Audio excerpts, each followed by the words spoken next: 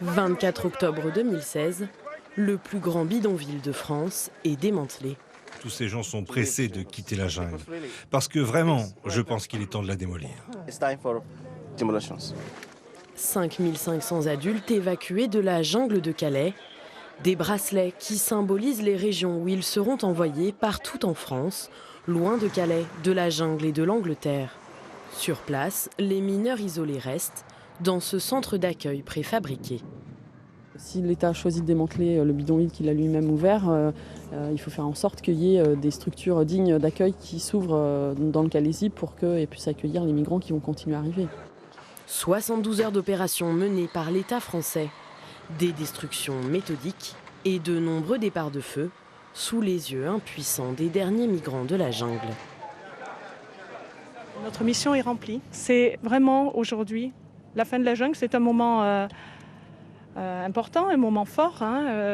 Beaucoup de choses se sont passées. Il y a eu beaucoup d'expériences humaines incroyables au sein de ce camp avec ces différentes communautés. Mais c'est une page qui se tourne et c'est une page positive puisque ces gens sont accueillis en France et ils vont pouvoir commencer une nouvelle vie. 5 ans après, il n'y a jamais eu autant de tentatives de départ en Angleterre depuis la côte d'Opale.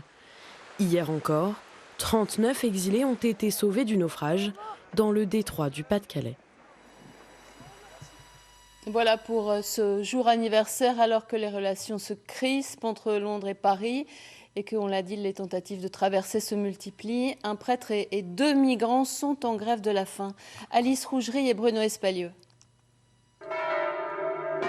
Alors 14e jour de grève de la faim, le père Philippe, Ludovic et Anaïs reçoivent le soutien de plusieurs fidèles.